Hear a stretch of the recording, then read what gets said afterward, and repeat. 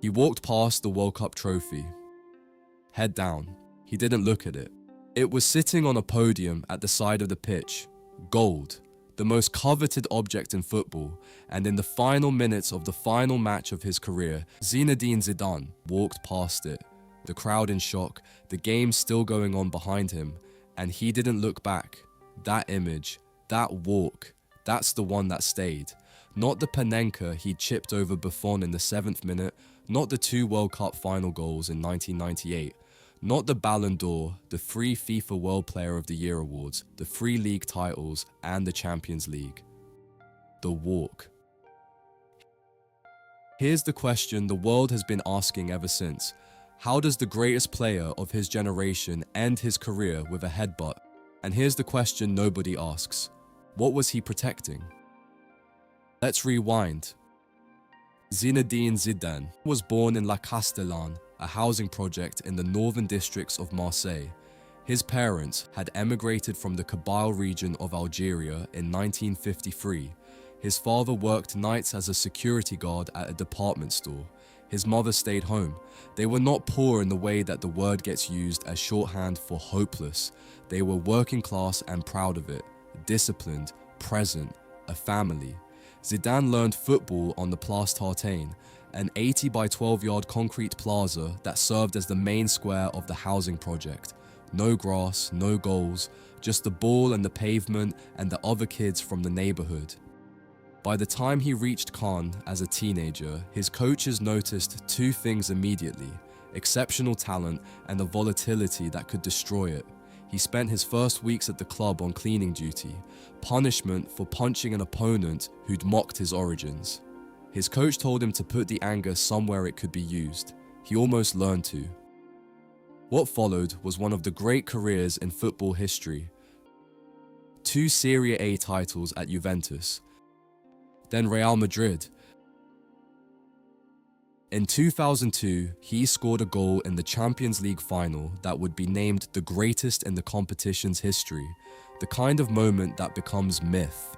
He made it look inevitable. That was always the point with Zidane. The most difficult things looked effortless, as though the game was simply doing what it was told.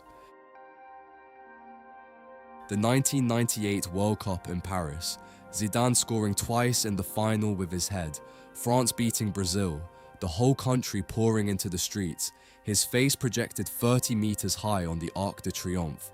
He was more than a footballer by then. He was a symbol.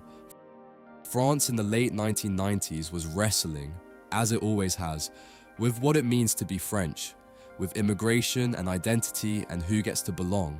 And here was a Kabyle Algerian from a Marseille housing project lighting up the Stade de France, described by politicians, intellectuals, and ordinary people alike as proof that the dream worked, that France was what it said it was. He never talked about it, not really.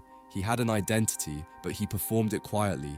He kissed his wedding ring walking onto every pitch. He called himself first a Kabyle from Castellane, then an Algerian from Marseille, then a Frenchman. He understood the order. He was careful, controlled. Grace under pressure was not just a playing style, it was a survival strategy, earned on the pavement of a housing project, honed over 17 years at the highest level. The world wanted him to be the good immigrant, the composure, the proof. He gave them that. Mostly. By 2004, Zidane had retired. Or tried to. He'd stepped back from international football. 32 years old, he'd won everything. It was enough. Then France qualified for the 2006 World Cup badly, struggled. The federation came to him. Come back, we need you. He came back. Not to chase a trophy he'd already won, to write a different kind of ending, to author the final chapter himself, on his own terms, in his own way, one last time on the biggest stage. Germany 2006 was not a tournament anyone expected France to threaten. They were old, they were slow, and Zidane, 34 years old now, already announced that this would be his final tournament, was supposed to be the fading presence, the symbolic captain. Instead, he dominated every match, Brazil, Portugal. He was extraordinary. Not the player he'd been at 26, but something different. more deliberate, more intelligent. The game slowed down to his pace, every touch purposeful. In the final, he faced Italy, who had assigned Marco Materazzi to follow him. Lippi's instruction: mark him, suffocate him, make him feel that he is not above the game. 7th minute, Materazzi fouls Malouda in the penalty area. Zidane steps up. He chips the ball, a panenka, a trick shot, a statement of contempt for the occasion's gravity, and it clips the underside of the bar and goes in.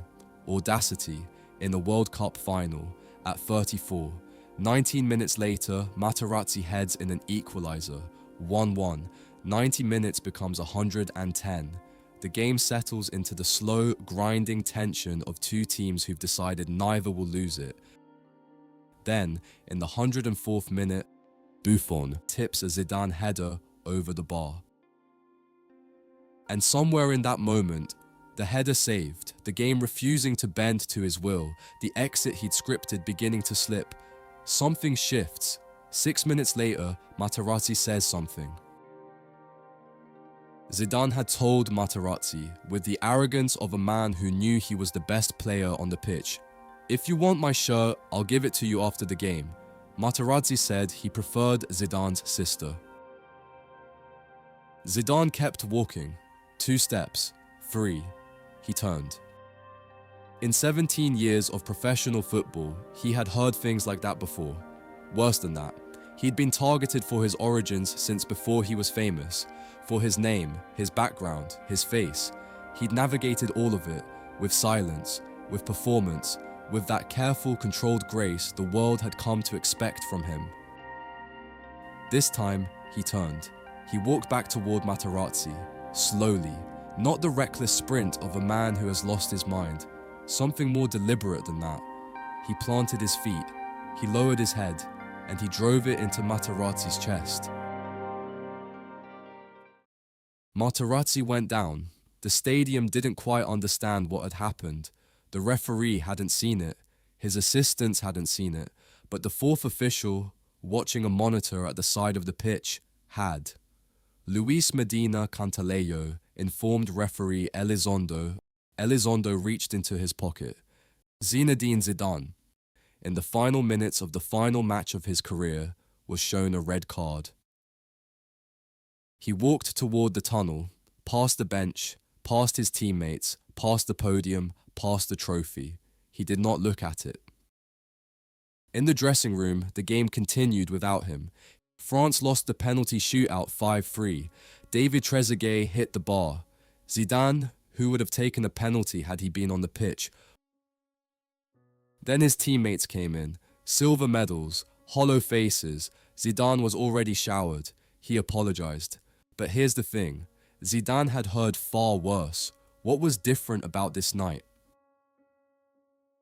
The Belgian novelist Jean-Philippe Toussaint wrote an essay about Zidane's melancholy shortly after the final. He argued that after Buffon saved his header in the 104th minute, Zidane understood that he no longer had the strength to engineer a perfect ending, that the game would resist him, that the final act of pure form would not arrive.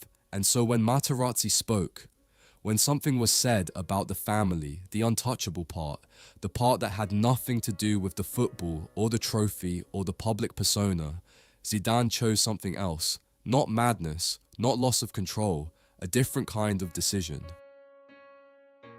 61% of French people told pollsters they had already forgiven Zidane. 52% said they understood him. Jacques Chirac, the president of France, called him a man of heart and conviction.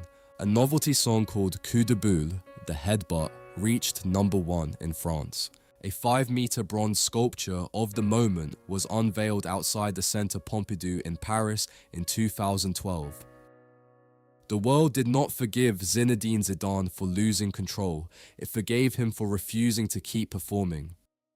17 years of composure, 17 years of being the good immigrant, the symbol, the proof of concept, the face on the Arc de Triomphe, the man who called himself first a Kabyle from La Castellane, then an Algerian from Marseille, then a Frenchman, in that order, always in that order, because he understood what France wanted from him and he gave them most of it. Until one sentence in the 110th minute of the last game he would ever play. He said later that he would rather die than apologize to Materazzi. He also said he could never have lived with himself if he had stayed on the pitch and France had won. Both things are true. Not the red card, not the lost World Cup. The tragedy is that the moment Zinedine Zidane was most completely himself, unfiltered, without the composure, without the public identity, protecting the one thing he had always protected, was also the moment it cost him everything. He came back in 2006 to write the perfect ending. He didn't get to choose it. He walked past the World Cup trophy. Head down, he didn't look at it.